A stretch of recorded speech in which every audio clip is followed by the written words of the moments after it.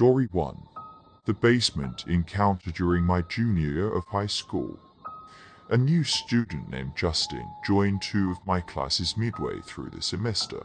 He seemed odd but was friendly enough, and we began to sit next to each other during class. Over time, we started talking more and eventually became casual friends. After a few weeks, Justin invited me to his house one evening. Though I was hesitant, I agreed. I drove to his neighborhood, which was a bit run down, and parked outside his home. After knocking and receiving no response, I texted him. He told me to come inside. The door wasn't locked, so I entered. The house was eerily quiet, and I called out but received no answer.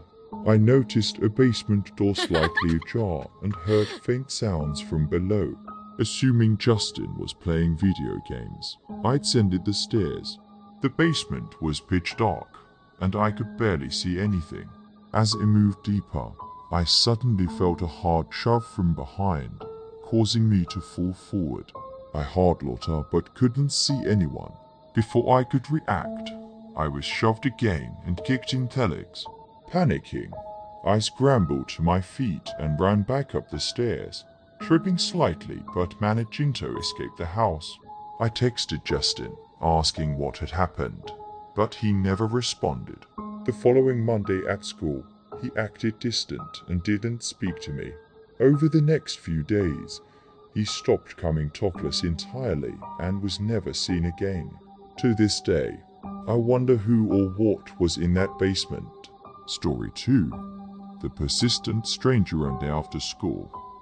I was walking home when a man in a car pulled up beside me and offered him a ride. I politely declined, feeling uneasy.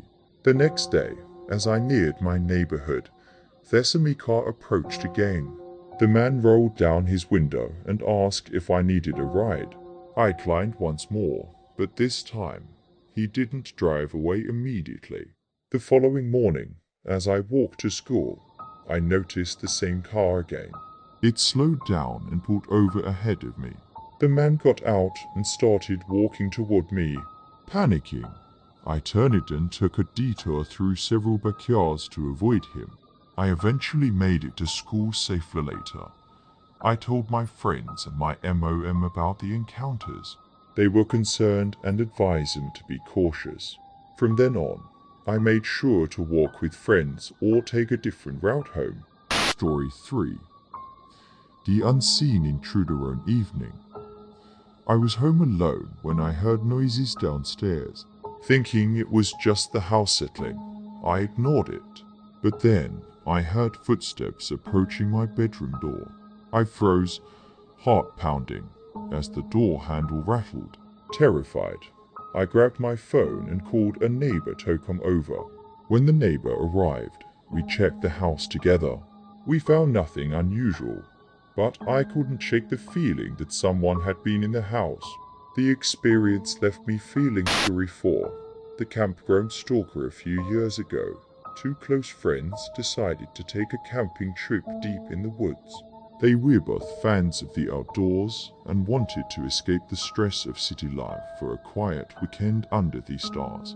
Just pure wilderness.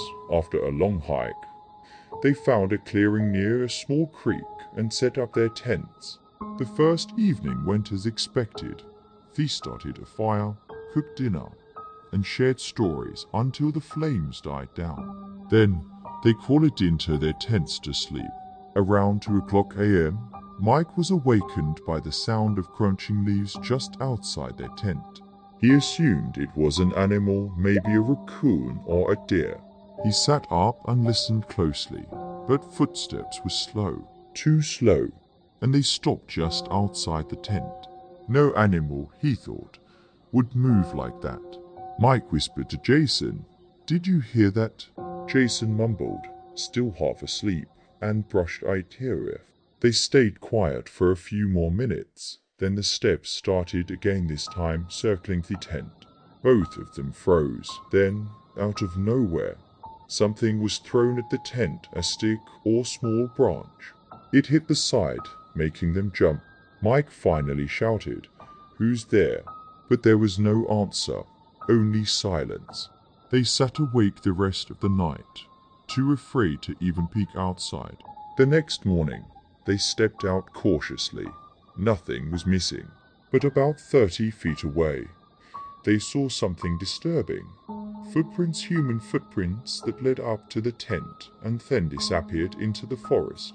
Trying to shake it off, they convinced themselves that a hiker had gotten lost or played a prank. They stayed another night, hoping it was just a one-time incident. That night, just after midnight, the same footsteps returned, but this time, they saw him. He didn't move. He just stood there silently, staring at the tent. Jason whispered, "Mike, someone's out there," and Mike saw the man too tall, thin, and completely still. No flashlight, dot and no gear. Just there. They didn't wait. Within 5 minutes, they packed up everything they could in the dark, grabbed their backpacks, and ran down the trail with only a headlamp lighting the way. They didn't stop until they reached their car. They never figured out who the man was or what he wanted, but they're certain of one thing. He wasn't lost. He wasn't a camper. He had come for them. Story 5. The phone call from the Bastone Day. I received a call from my mother's phone number. When I answered, a strange voice on the other end claimed to be my father, who had passed away years ago. The voice was eerily familiar, but I knew it couldn't be him. Later that day, I received another call from my mother's phone. This time, the voice was more insistent, saying things only my father would know. I was terrified and immediately called my mum to check if she was okay. She was fine, but the experience left me unsettled. I couldn't explain how someone had gotten her phone and used it to contact me.